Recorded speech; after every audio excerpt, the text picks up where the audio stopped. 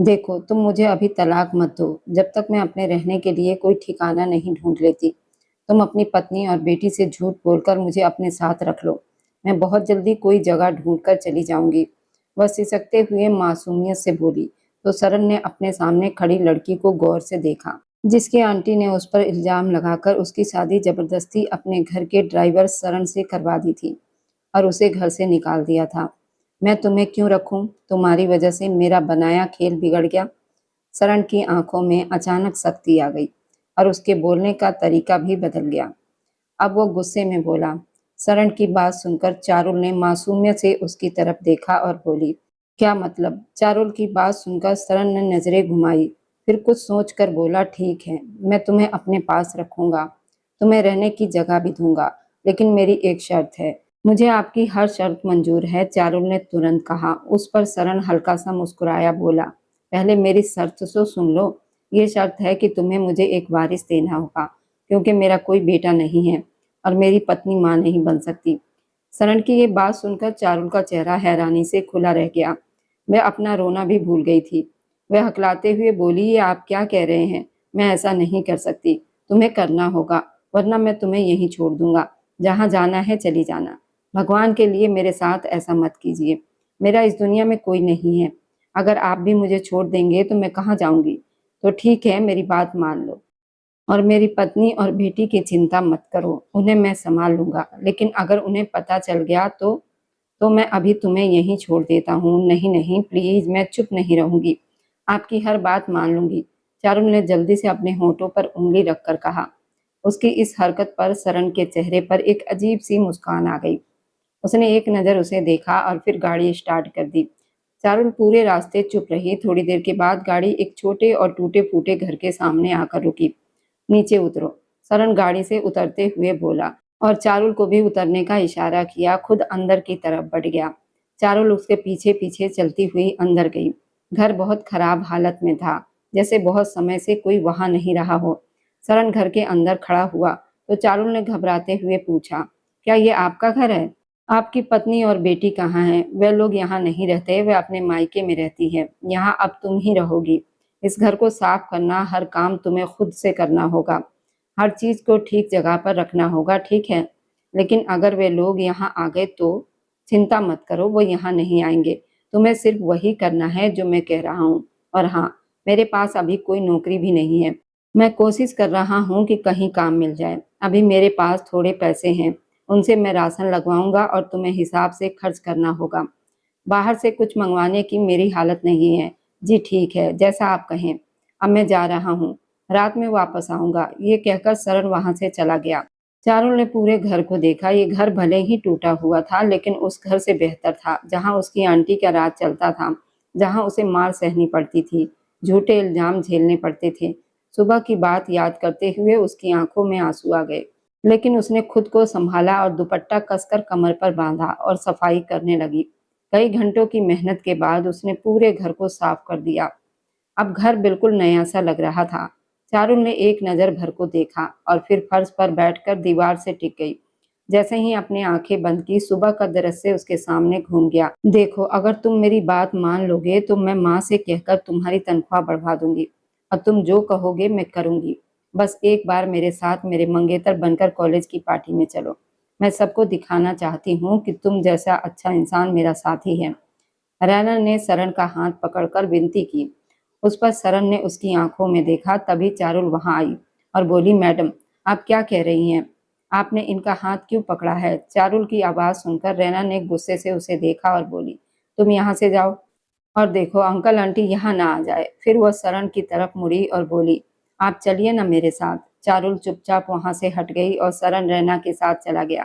Party में पहुंचकर रैना ने सबको बताया, ये सरन है, मेरे मंगेतर। एक लड़की सरोज ने तंज कसते हुए कहा, सच में ये तुम्हारा मंगेतर है या किराए का है? रैना गुस्से में बोली, बकवास मत करो। सरोज बोली, सच ही तो कह रही हूँ, ये तुम्हारे जैसा नहीं लगता। फिर उसने सरन से पूछा, क्या आपको ये पैसे देकर लाई है? रैना नाराज हो गई, लेकिन सरोज नहीं रुकी और बोली, आपको पता है ये लड़की कैसी है? ये आज आपको लाई है, कल आपकी दौलत पर जिएगी और परसों किसी और के पीछे भाग जाएगी। रैना गुस्से में बोली, अपनी जुबान संभालो, नहीं तो मैं तुम्हारा मुंह तोड़ दूंगी। सरोज हंसते हुए बोली, मुंह तोड़ना तो तुम्हारी आदत है। जैसे तुमने आरिका, ईशान, सुदीप के साथ किया था, अब बताओ अलग कौन है? उसकी ये बात सुनकर सरण सोच में पड़ गया और वहीं खड़ा सब देखता रह गया। मगर अब और नहीं। तुमने जिन जिन के साथ खेलना था खेल लिया, लेकिन अब मैं तुम्हें किसी और की जिंदगी के साथ खेलने नहीं दूंगी। तुम जैसी लड़की की वजह से बाकी लड़कियों को धोखा मिलता है, उनकी जिंदगी पर दाग लग जाता है, सिर्फ तुम्हारी जैसी लालची और चालाक लड़कियों की वजह से। और आप मुझे बताइए, आपने इस लड़की में ऐसा क्या देखा या आपने इससे शादी कर ली? सरोज की बात सुनकर सरण हैरान रह गया। उसके होठों से अटके हुए शब्द निकले तो सरोज ने ताली बजाते हुए सबकी तरफ देखा और बोली, अरे वाह, इनकी शादी हो गई और दूल्हे को ही नहीं पता। तभी आरिक वहां आ गया और बोला, तुम यहाँ क्या कर रही हो? चलो मेरे साथ। एक मिनट आरिक, मुझे अपनी बात पूरी करने दो, सरोज बोली। मैं कह रहा हूं ना, चलो यहाँ से, आरिक ने गुस्से में कहा। मैं कहीं नहीं जाऊंगी। आज अगर किसी में हिम्मत है तो मुझे डट कर दिखाए। आज मैं इस लड़की की सच्चाई सबके सामने लाकर रहूंगी। आप अगर अभी इसी वक्त इस लड़की को छोड़ देंगे तो आपके लिए अच्छा होगा, नहीं तो ये देख रहे हैं ना आप। सरोज ने आरिक का हाथ आगे किया जहां पट्टी बंधी हुई थी। बोली, आपका हाल भी ऐसा ही होगा। सरन ने हैरानी से उसकी तरफ देखा और बोला, क्या मतलब है तुम्हारा? साफ साफ बताओ। ललिता ने बीच में आते हुए कहा, सरन आप मेरे साथ चलिए, ये लड़की पागल हो गई है और बेकार की बातें कर रही है। और उसने सरन का हाथ पकड़कर खींचना चाहा, लेकिन सरन ने झटका देकर अपना हाथ छुड़ा लिया और बोला, मैं तुमसे पूछ रहा हूँ, ये क्या कह रही थी? सच बताओ। सरोज बोली, सच सुनना है तो सुनिए। ये रैना लड़कों के साथ समय बिताती है और फिर उनकी वीडियो बना लेती है, जिससे उनकी इज्जत खत्म हो जाती है। और यही इसने मेरे भाई जैसे आरिक के साथ किया। इसने ऐसी वीडियो बनाई जिसमें ये खुद नजर नहीं आती, लेकिन आरिक साफ दिखता है। फिर जब उसने रिश्ता खत्म करना चाहा तो इसने उससे पैसे मांगने शुरू कर दिए, हर हफ्ते लाखों रुपए। और ये सिर्फ आरिक के साथ नहीं, कई लड़कों के साथ ऐसा कर चुकी है। ये सुनकर सब लोग हैरान रह गए। इससे पहले कि सरोज और कुछ कहती, रैना ने गुस्से में आके उसे जोरदार थप्पड़ मार दिया। सरोज ने आंसुओं से भरी आंखों से अपने गाल को पकड़ा और उसे देखा। तभी सरन ने गुस्से में रैना का हाथ पकड़ लिया और बोला, अगर तुमने दोबारा हाथ उठाया तो मैं भूल जाऊंगा कि मैं यहाँ तुम्हारे साथ आया हूँ। और तुम बताओ आरिक, इसने तुम्हारे साथ ऐसा क्या किया? सरन की बात पर आरिक ने हल्की मुस्कान के साथ कहा, मैंने प्यार की सजा भुगती है। 3 साल तक ये मेरे साथ रही, मैंने इसकी हर इच्छा पूरी की, लेकिन इसने मेरे साथ धोखा किया। मेरी वीडियो बनाकर मुझे पैसे के लिए ब्लैकमेल करने लगी। हर हफ्ते 1 या 2 लाख रुपए मांगती थी। मैं कोई पैसे छापने वाली मशीन नहीं हूँ। शुरू में मैंने इसे पैसे दिए और इसे छोड़ने की भीख मांगी, लेकिन इसने मेरी इज्जत सबके सामने मिट्टी में मिला दी। मेरे माँ बाप के सामने मुझे शर्मिंदा किया, मेरी बहन के सामने ऐसी बातें कही कि मैं खुद बुरा इंसान समझने लगा। इतना कहकर आरिक अपनी बहन सरोज का हाथ पकड़कर वहां से चला गया। सरन ने रैना की तरफ देखा और उसे जोरदार थप्पड़ मार दिया और बोला, मैंने कभी नहीं सोचा था कि मैं तुम्हारे जैसी घटिया लड़की के साथ यहाँ आऊंगा। अगर तुमने फिर कभी मेरे सामने ऊंची आवाज में बात की तो मैं तुम्हारी जुबान खींच लूंगा। मैं तुम्हारा नौकर नहीं हूँ कि हर जगह तुम्हारे साथ हूँ। जैसे जाना है जाओ। इतना कहकर सरन वहां से चला गया और रैना गुस्से से पैर पटकती रह गई। जब रैना घर पहुंची तो उसका चेहरा गुस्से से लाल था। वह अपनी माँ के पास बैठ गई, लेकिन उसके मन में बदला लेने की आग जल रही थी। उसने सोचा, इस छोटे से ड्राइवर की इतनी हिम्मत कि मुझ पर हाथ उठाए, मैं इसे नहीं छोड़ूंगी। तभी उसकी नजर रसोई में काम करती चारुल पर पड़ी और उसके दिमाग में एक चाल आई। वह रसोई में गई और बोली, चारुल इधर आओ। चारुल पास आई तो उसने कहा, सामने वाले कमरे से मेरा सामान ले आओ। चारुल हिचकिचाई और बोली, वह तो ड्राइवर सरन का कमरा है ना, मैं कैसे जाऊं? रैना ने सख्ती से कहा, मुझे बहस पसंद नहीं है। आंटी ने कहा है सामान लाने को, अगर नहीं मानोगी तो तुम्हें पता है क्या होगा। आंटी का नाम सुनते ही चारुल डर गई और कमरे की तरफ चली गई। जैसे ही वह अंदर गई, रैना ने बाहर से दरवाजा बंद कर दिया और अपनी माँ को बुलाने चली गई। उधर सरन जब घर लौटा, कमरे में आया तो उसने चारुल को अंदर देखकर गुस्से में पूछा, तुम यहाँ क्या कर रही हो? चारुल डरते हुए बोली, मुझे आंटी ने भेजा था सामान लेने को। सरन बोला, यहाँ कोई सामान नहीं है। चारुल घबरा गई और दरवाजा खोलने लगी, लेकिन दरवाजा बाहर से बंद था। वह रोने लगी। तभी बाहर से आंटी और रैना की आवाज आई। दरवाजा खुला। आंटी गुस्से में बोली, ये क्या हो रहा है मेरे घर में? रैना ने मौका देखकर कहा, मैं पहले ही कह रही थी ना, इन दोनों का चक्कर चल रहा है। आज रंगे हाथों पकड़े गए। चारुल रोते हुए बोली, नहीं आंटी, मुझे रैना ने भेजा था, लेकिन रैना ने झूठ बोल दिया। आंटी ने सरण की तरफ देखा और बोली, अब इसका एक ही हल है, शादी अभी इसी वक्त। तुम दोनों की शादी होगी और तुम इसे लेकर यहाँ से चले जाओगे। चारुल फर्श पर बैठकर रोने लगी और रैना मुस्कुरा रही थी, क्योंकि उसने बदला ले लिया था। बाद में रैना अपनी माँ से बोली, आपने बहुत अच्छा किया, दोनों से छुटकारा मिल गया। उसकी माँ बोली, याद रखो ये घर चारुल के पिता का है, लेकिन अब हमें कोई डर नहीं। तभी दरवाजे पर दस्तक हुई। सरन कुछ सामान लेकर आया। उसने चारुल को सामान देकर कहा, खाना बना लेना, और चला गया। चारुल चुपचाप उसे देखती रही। उसके लिए इतना ही काफी था कि उसे रहने की जगह मिल गई थी। उधर सरन अपनी माँ दुर्गा के पास पहुंचा। उसने कहा, माँ, आपकी इच्छा पूरी हो गई, मैंने शादी कर ली। शादी कर चुका हूँ। शादी कर चुके हो? मगर किससे और कब? तुमने मुझे पहले क्यों नहीं बताया? कौन है वो लड़की? कहाँ से है? और अभी कहाँ है? माँ, एक समय में एक सवाल पूछिए, इतने सवाल करोगी तो मैं कैसे जवाब दूंगा? सरन अपनी माँ दुर्गा को गले लगाकर मुस्कुराते हुए बोला। उस पर उसकी माँ ने नाराज नजरों से उसे देखा। अच्छा ठीक है, बता रहा हूँ। वह लड़की बहुत सीधी और मासूम है। उसे लगता है कि मैं पहले से शादीशुदा हूँ। पता नहीं उसके दिमाग में ये गलत बात किसने डाल दी है।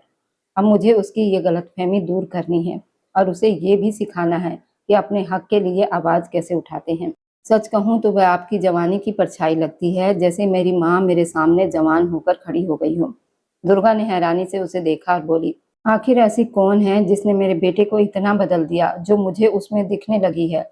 सरन ने मुस्कुराकर कहा, मेरी माँ तो मेरे लिए सबसे पहले है, लेकिन जब आप उससे मिलेंगी तो आपको खुद समझ आ जाएगा। बस आप मुझसे वादा कीजिए, सच्चाई जानकर तुरंत फैसला नहीं करोगी। कैसी सच्चाई? दुर्गा की आवाज गंभीर हो गई तो सरन ने कहा, चिंता मत कीजिए, ऐसा कुछ भी नहीं है जैसा आप सोच रही हैं। आपने दवाई ली?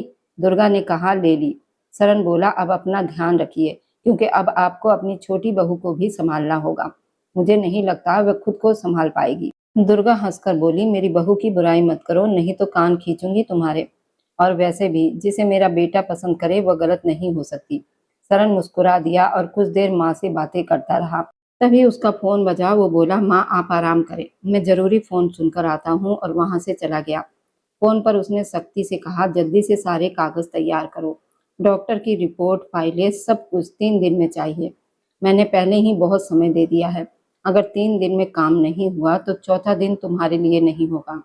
फोन बंद करके वह अपने कमरे में गया, जहाँ एक पुरानी तस्वीर लगी थी। उसने सिगरेट जलाई और गुस्से से बोला, 20 साल मैंने अपनी माँ को तड़पते देखा है। हर आंसू का हिसाब लूंगा मैं तुमसे, तेजवीर। तुमने मेरी माँ को दुख दिया, मुझे नाजायज कहकर अपनी जिंदगी से बाहर किया। सब कुछ जानने के बाद भी तुमने मेरी माँ को धोखा दिया। अब तुम्हारी बर्बादी तय है। वह गुस्से में तस्वीर फेंककर कमरे से बाहर निकल गया।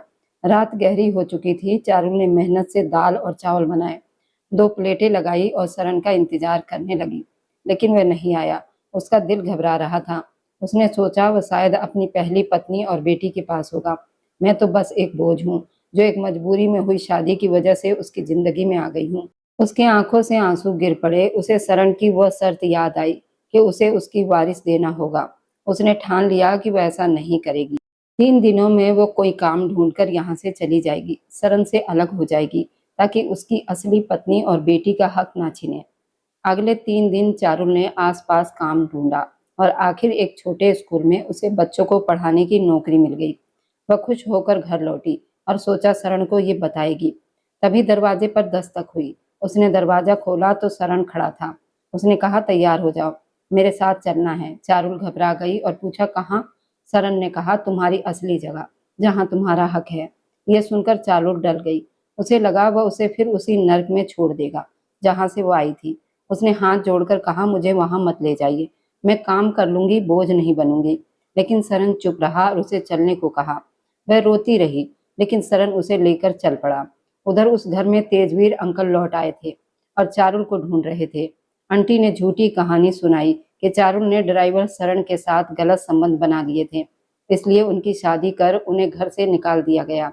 यह सुनकर तेजवीर को झटका लगा। तभी बाहर गाड़ी रुकी। सब लोग बाहर आए तो देखा सरन एक शानदार गाड़ी से उतरा। वह अब ड्राइवर जैसा नहीं, बल्कि एक अमीर और ताकतवर आदमी लग रहा था। उसने दूसरी तरफ का दरवाजा खोला और चारुल को बाहर उतारा। चारुल अपने अंकल को देखकर रोती हुई उनकी तरफ भागी, लेकिन सरन ने उसका हाथ पकड़ लिया और कहा, एक कदम भी आगे नहीं बढ़ाओगी। तेजवीर गुस्से से बोले, तुम्हारी हिम्मत कैसे हुई इस लड़की को छूने की? इसे मैंने बचपन से पाला है, इस पर मेरा हक है। तुम जैसे आदमी हमारी बराबरी कैसे कर सकते हो? सरन हल्का सा मुस्कुराया और उसकी मुस्कान में ऐसा आत्मविश्वास था जिसने सबको चौंका दिया। सरन ने चारुल को अपने पास खींचते हुए उसके बालों को मुट्ठी में पकड़ लिया था, पर पकड़ नरम थी, लेकिन उसके चेहरे की सख्ती बता रही थी वह कितने गुस्से में है। चारुल अचानक इस हरकत से डर गई। उसकी आंखें हैरानी से फैल गई। छोड़ दो उस बच्ची को, वरना मैं तुम्हें खत्म कर दूंगा, तेजवीर गुस्से से चिल्लाया। सरन ने ठंडी हंसी के साथ कहा, तुम मेरा कुछ नहीं बिगाड़ सकते तेजवीर। सालों के बाद तुम्हारी सबसे बड़ी कमजोरी मेरे हाथ लगी है, तो मैं तुम्हें ऐसे कैसे छोड़ दूं?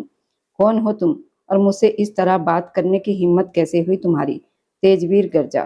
सरन की आंखों में नफरत चमक उठी। वो बोला, मैं तुम्हारे प्रेमिका का मुंह बोला बेटा हूँ, जिसको तुमने अपने अय्यासी के लिए इस्तेमाल किया। वही बेटा जिसे तुमने अनाथ समझकर अपनी पत्नी के डर से मारने की कोशिश की थी।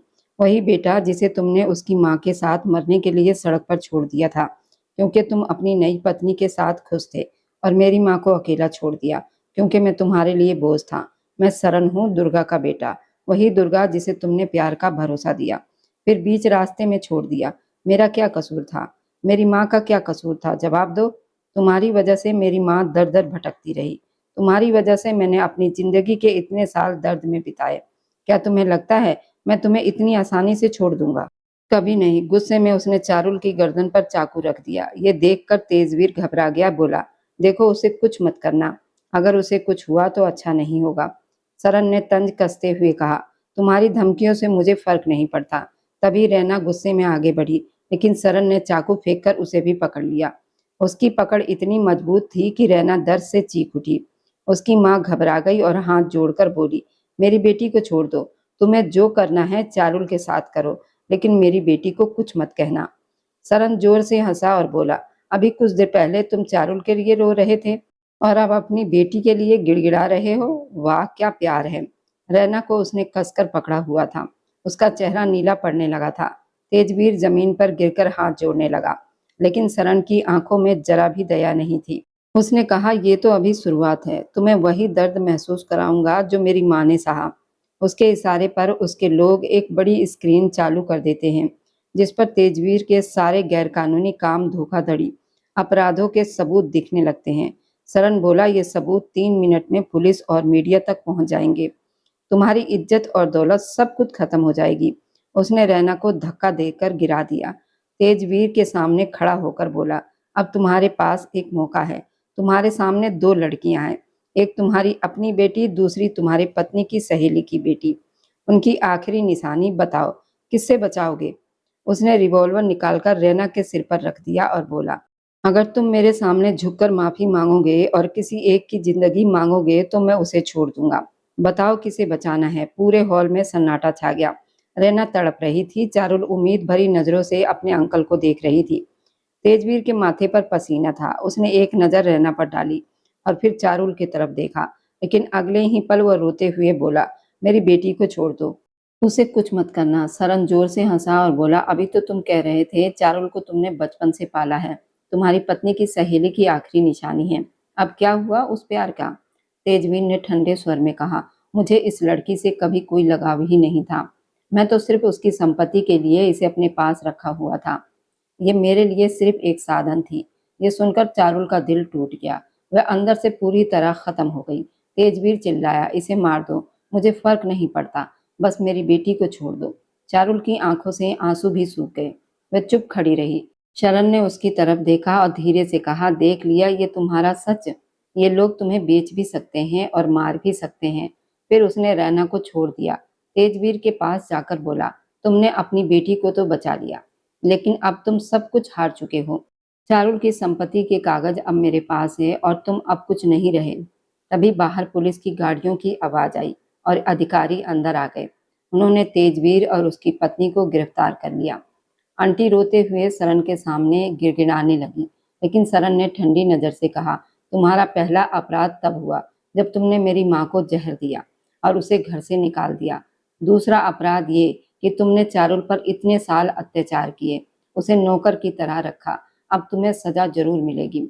आंटी रोते हुए चारुल से माफी मांगने लगी, लेकिन चारुल चुप खड़ी रही। उसकी आंखों में अब कोई भाव नहीं था, जैसे उसके अंदर सब कुछ खत्म हो चुका हो। तभी सरन की आवाज गूंजी, चारुल, अगर तुमने उन्हें बचाने के बारे में सोचा भी तो एक बार, सिर्फ एक बार उस दर्द को महसूस करना जो उन्होंने तुम्हें दिया है।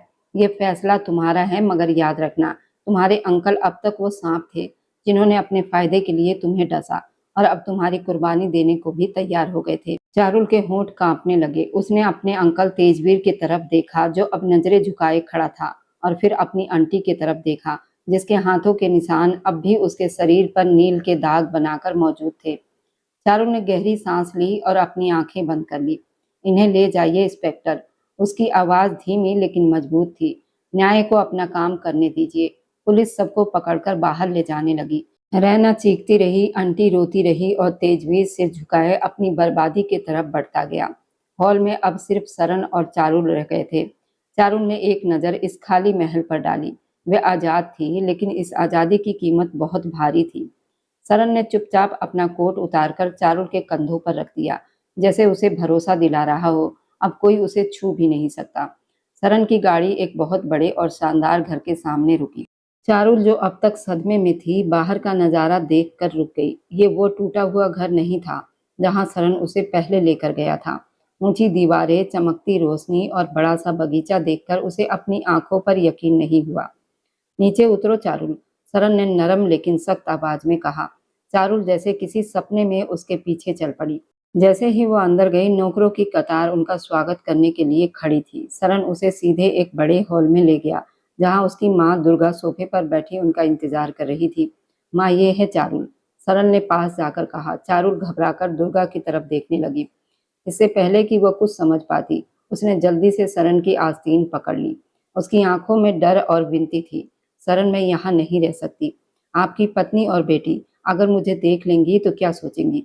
कृपया मुझे तलाक दे दीजिए, मैं चली जाऊंगी। मैंने अपने लिए नौकरी ढूंढ ली है, मैं अपना खर्च खुद उठाऊंगी। बस मुझे इस गलती का हिस्सा मत बनाइए। मैं किसी का घर नहीं तोड़ना चाहती, चारुल रोते हुए बोली। दुर्गा ने हैरानी से अपनी बेटी की तरफ देखा, जबकि सरन के होठों पर हल्की मुस्कान आ गई। उसने चारुल के दोनों हाथ पकड़कर उसे अपने करीब कर लिया और बोला, किसने कहा कि मेरी शादी हो चुकी है? शरण की आवाज अब पहले जैसी सख्त नहीं थी, बल्कि उसमें अपनापन था। चारुल चौंक गई और बोली, लेकिन आपने खुद कहा था आपकी पत्नी मां नहीं बन सकती, और आपकी एक बेटी भी है। सरन हंस पड़ा और उसकी मां भी मुस्कुराने लगी। चारुल, वह सब एक योजना थी। सरन ने उसकी आंखों में देखते हुए कहा, तुम इतनी डरी हुई थी, अगर मैं सच बता देता तो मुझ पर भरोसा नहीं करती।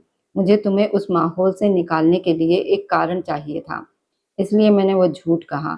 मेरी कोई पत्नी नहीं और ना ही कोई बेटी है। तुम खुद सोचो, मेरी शादी नहीं हुई, ना ही मेरी बेटी है। तुम इतनी डरी हुई थी, छोटी सी बात मैं नहीं समझ पा रही थी। मैंने अपनी जिंदगी के साल सिर्फ अपनी माँ के लिए जिए हैं, और तुम्हारी आंखों में भी वही दर्द देखा, इसलिए मैंने ये सब किया। दुर्गा आगे बढ़ी और चारुल का माथा चूमते हुए बोली, स्वागत है बेटी। शरण ने तुम्हारे बारे में सच कहा था। अब ये तुम्हारा घर है और यहाँ तुम्हें किसी से डरने की जरूरत नहीं है। चारुल की टांगें कांप गई और वह सोफे पर बैठकर रोने लगी। ये आंसू दर्द नहीं, बल्कि राहत और सुकून के थे। हॉल रोशनी से जगमगा रहा था, और कुछ समय के बाद वही चारुल जो कभी दुखों में डूबी थी, आज लाल रंग के सुंदर विवाह के जोड़े में किसी रानी से कम नहीं लग रही थी। उसके कपड़ों पर सुनहरी कढ़ाई उसकी सुंदरता को और बढ़ा रही थी। दूसरी तरफ शरण सफेद और गहरे लाल रंग की शेरवानी में बहुत ही आकर्षक लग रहा था। उसके चेहरे की शक्ति अब सुकून से भरी मुस्कान में बदल चुकी थी। जब शरण ने चारुल का हाथ थामा तो चारुल के चेहरे पर शर्म और खुशी दोनों झलकने लगी। आज दोनों के दिलों में एक नई जिंदगी की शुरुआत और सच्चे प्रेम का एहसास था। आज दुर्गा ने अपने बहू और बेटे को गले लगाकर अपनी 35 साल पीछे की कहानी सुनाने बैठी थी, जो बहुत ही दर्दनाक थी। ये कहानी 35 साल पहले की है, जब दुर्गा एक अनाथ आश्रम में पली बड़ी थी, जहाँ हर सुबह उसके लिए बस एक नई लड़ाई लेकर आती थी। अपनों का प्यार क्या होता है ये उसने कभी जाना ही नहीं था। उसी आश्रम में देखभाल करने वाला था तेजवीर, बाहर से सभ्य और भीतर से बेहद चालाक आदमी। दुर्गा की खूबसूरती पर उसकी नजर पड़ी तो वो उसे पाने के लिए बेचैन हो उठा। दुर्गा सच्चे दिल वाली थी और ऐसे छल कपट को समझ नहीं पाती थी। तेजवीर ने मीठी बातों और झूठे वादों का जाल बुनकर उसे अपने भरोसे में ले लिया। उसने शादी का वादा किया। दुर्गा ने उस झूठ को ही अपनी दुनिया मान लिया। उसी दौरान 2 महीने का एक मासूम बच्चा अनाथ आश्रम में आया, जिसके माता-पिता एक हादसे में जलकर मर चुके थे। वह बच्चा था सरन। दुर्गा ने उसे पहली बार गोद में लिया तो जैसे उसके सूने दिल में पहली बार ममता जागी। उसने उसे अपने सीने से लगाकर अपना सब कुछ मान लिया। वह जानती थी अनाथ होना कैसा होता है, इसलिए उसने सरन को अपने बच्चे की तरह पालना शुरू कर दिया। उधर तेजवीर का खेल पूरा हो चुका था। उसने दुर्गा की मासूमियत और उसकी खूबसूरती का फायदा उठाया और फिर एक दिन बिना कुछ कहे उसे छोड़कर अपने घरवालों की पसंद से दूसरी शादी कर ली। दुर्गा फिर से अकेली रह गई, लेकिन इस बार वह अकेली नहीं थी, उसके पास सरन था। उसने अपने आंसुओं को छुपाकर उसे पालना जारी रखा, लेकिन उसके दिल में तेजवीर की धोखेबाजी का जख्म हमेशा ताजा रहा। साल बीतते गए, सरन बड़ा होता गया। एक दिन जब उसे अपनी माँ की पूरी कहानी पता चली, तो उसकी आंखों में आग भर गई। उसने उसी दिन कसम खाई कि वह अपनी माँ के हर आंसू का हिसाब तेजवीर से लेगा। और फिर शुरू हुआ उसका खेल। उसने अपनी असली पहचान छुपाकर एक साधारण ड्राइवर बनकर तेजवीर के घर में कदम रखा। लेकिन ये उसे नहीं पता था, वहां उसे अपनी माँ की ही परछाई मिलेगी। वही थी चारुल, एक मासूम लड़की जो अपने ही घर में नौकर की तरह जी रही थी, आंटी और अंकल के अत्याचार सहती हुई। उसकी आंखों में वही डर, वही दर्द था जो कभी दुर्गा की आंखों में था। सरन का दिल पहली बार अपने बदले की आग से हटकर किसी और के लिए धड़क उठा। उसने चारुल को बचाने का फैसला किया। हालात ऐसे बने, उसे उससे शादी करनी पड़ी। लेकिन ये शादी सिर्फ एक मजबूरी नहीं थी, बल्कि धीरे-धीरे एक अनकही मोहब्बत में बदलने लगी। चारुल की मासूमियत और सरन की खामोश हिफाजत के बीच एक नया रिश्ता पनपने लगा। और फिर वह दिन आया जब सच का पर्दाफाश हुआ। तेजवीर के सारे गुनाह सबके सामने आ गए। उसका घमंड टूट गया। पुलिस उसे लेकर चली गई। चारुल को उसका हक मिल गया, लेकिन असली मोड़ अभी बाकी था। जब चारुल को पता चला सरन ने जो कुछ भी किया वह सिर्फ बदले के लिए नहीं, बल्कि उसके लिए भी था। उसके दिल में सरन के लिए एक नया एहसास जन्म ले चुका था। और फिर एक भव्य समारोह में, जहां चारों तरफ रोशनी और खुशियां थी, सरन ने सबके सामने चारुल का हाथ थामा और कहा, यह सिर्फ एक समझौता नहीं था, ये मेरी जिंदगी का सबसे सच्चा फैसला था। और तभी अचानक एक और सच सामने आया। दुर्गा की आंखों में आंसू थे, लेकिन इस बार वह खुशी के थे, क्योंकि उसका बेटा सिर्फ बदला लेने वाला नहीं, बल्कि किसी की जिंदगी बचाने वाला इंसान बन चुका था। उसी पल चारुल ने सरन की तरफ देखा और उसकी आंखों में वह सुकून पाया जो उसने कभी सपने में भी नहीं सोचा था। और कहानी का अंत एक ऐसे दृश्य के साथ हुआ जहां अंधेरे से निकलकर रोशनी में खड़े दो लोग सिर्फ एक दूसरे का हाथ थामे नहीं थे, बल्कि एक नई जिंदगी की शुरुआत कर रहे थे, जहां बदले की आग मोहब्बत की रोशनी में बदल चुकी थी। और ये कहानी सिर्फ दर्द की नहीं, बल्कि उस जीत की बन गई जहां सच्चाई और प्यार ने हर साजिश को हरा दिया। सुहाग रात की सजी हुई सेज पर बैठी चारुल अभी भी शक के एक भंवर में फंसी हुई थी। जैसे ही सरन कमरे में आया, वह तुरंत उठ खड़ी हुई, उसके पास गई, उसके पैर छुए, अपने पति सरन का आशीर्वाद लिया। फिर उसका हाथ अपने सिर पर रखते हुए धीमी लेकिन कांपती आवाज में बोली, मैं एक बात साफ करना चाहती हूँ। उस रात तुम और रैना एक दूसरे के इतने करीब होकर क्या कर रहे थे? मेरा दिल बहुत घबरा रहा था, लेकिन मैं चुपचाप तुम दोनों की बातें सुन रही थी, क्योंकि अगर मैं वहां जाती तो रैना मुझे मार डालती। वो कह रही थी कि मैं तुम्हारी पत्नी को मुंह मांगी कीमत दूंगी और तुम मुझसे संबंध बना लो, मैं तुम्हें वारिस दूंगी। सरन, तुम मुझे बेहद पसंद हो। तुम सोच भी नहीं सकते कि मैं तुम्हें कितना चाहती हूँ। और तुम बस चुपचाप उसकी आंखों में देख रहे थे। उस वक्त मुझे बहुत डर लग रहा था, लेकिन मैंने कुछ नहीं कहा। अब बताओ सच्चाई क्या थी? मुझे अभी भी शक है, कहीं तुम सच में शादीशुदा तो नहीं हो? बताओ सरन, आखिर क्या था वह जो तुम दोनों के बीच कई महीनों से चल रहा था? और जब भी मेरी नजर पड़ती तुम दोनों अचानक चुप क्यों हो जाते थे? एक बात और बताओ सरन, तुम मुझे पहले से ही पसंद थे, लेकिन जब मैंने सुना कि तुम्हारी बीवी और बच्चा है और तुम रैना के साथ इतने करीब हो, तब मुझे तुमसे नफरत होने लगी थी। तुम कितने धोखेबाज निकले। जो अपनी पत्नी के नहीं हो सकते तो किसी और के क्या होगे? चारुल की आंखों में आंसू थे, आवाज में टूटन साफ झलक रही थी। शरण ने गहरी सांस ली और उसके करीब आकर बोला, जो तुमने देखा वह सब सच नहीं था।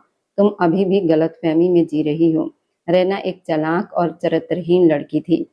मुझे देखते ही उसकी नीयत खराब हो जाती थी। उसके कॉलेज में एक अमीर लड़का था, जिसे वो पाना चाहती थी और उसी के लिए वो मेरा इस्तेमाल करना चाहती थी, ताकि मैं उसका नकली मंगेतर बन जाऊँ। पूरे कॉलेज में मैं सबसे अलग और अच्छा दिखने वाला था। कोई सोच भी नहीं सकता था कि मैं किसी गलत काम में शामिल हो सकता हूँ। वो मुझे अपने साथ कॉलेज ले गई थी, अपने मतलब के लिए, लेकिन मैंने उसकी चाल उसी पर उल्टी कर दी। घर आने के बाद उसने सोचा कि उसने बहुत बड़ा खेल खेल लिया है, तुम्हें मेरे कमरे में भेजकर, लेकिन वह भी मेरे ही प्लान का हिस्सा था। उस दिन तुम मेरे बहुत करीब खड़ी थी, तुम्हारे सूट के अंदर से तुम्हारी धड़कनें तक मुझे महसूस हो रही थी। और सच कहूँ तो मुझे खुद पर काबू करना मुश्किल हो रहा था, क्योंकि मैं सच में तुमसे प्यार करने लगा था, लेकिन मुझे अपने प्लान के अनुसार चलना था। इसलिए मैंने अपने दिल की बात तुमसे नहीं कही। अब जब तुम मेरी पत्नी हो और हमारी सुहाग रात है, तो मैं चाहता हूँ कि तुम्हें हर सच पता हो। रैना ने कई बार कोशिश की कि मैं उसके करीब आ जाऊं, लेकिन मैं इतना गिरा हुआ इंसान नहीं हूं कि किसी लड़की का फायदा उठाऊं। उसने कई बार मुझे अकेले में पकड़ने की कोशिश की, लेकिन हर बार मैं खुद को बचा लेता था, क्योंकि मेरे दिल में सिर्फ तुम थी। शादीशुदा होने का जो नाटक था, वो भी मैंने उससे बचने के लिए किया था, ताकि वो मुझसे दूर रहे। मैंने बेटी होने की बात भी इसी वजह से कही थी, और तुमने वो सब कुछ सुन लिया, जिससे तुम्हारे दिल में गलतफहमी बैठ गई। सरन की आवाज़ अब धीमी और सच्चाई से भरी हुई थी। वह आगे बोला, आज मैं तुम्हारे सामने खड़ा हूँ, जो सज़ा देनी है दे दो, मारो पीटो, लेकिन एक बार मेरे दिल को देखो, इसमें सिर्फ तुम्हारा नाम है। मैं सच में तुम्हारे लिए पूरी दुनिया से लड़ सकता हूँ। और जहाँ तक तेजवीर की बात है, उसे तो ये भी नहीं पता था कि मेरे नाम करोड़ों की संपत्ति है।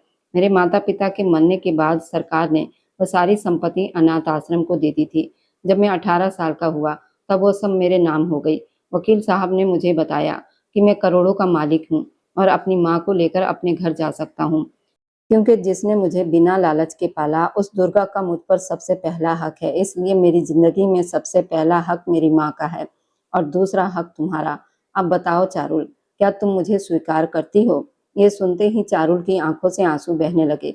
वो बिना कुछ सोचे सरन के सीने से लिपट गई और रोते हुए बोली, मुझे माफ़ कर दो। आज मुझे यकीन हो गया कि तुम सच में एक फरिश्ता हो। तुम्हारे अपने माता-पिता नहीं थे और फिर भी तुमने कई जिंदगियों को टूटने से बचाया, मेरी और दुर्गा माँ की। अगर मैं तुम्हें भगवान कहूँ तो भी कम होगा। इतना कहकर वह उसके पैरों में झुक गई और बोली, अगर मुझे कोई गलती हुई तो मुझे माफ़ कर दो और मुझे अपने पास रख लो। सरन, जो कब से उसे प्रेम करता था, तुरंत उसे उठकर अपने सीने से लगा लिया और उसी पल उनकी सारी गलतफहमियां खत्म हो गई और उनकी जिंदगी सच्चे प्यार से भर गई। अगर आज की कहानी ने आपके दिल के किसी कोने को भी छू लिया हो, तो आगे आने वाली रोमांस से भरी दिलचस्प कहानी के सफर में मेरे साथ बने रहने के लिए मेरे चैनल को लाइक और सब्सक्राइब करते जाएं।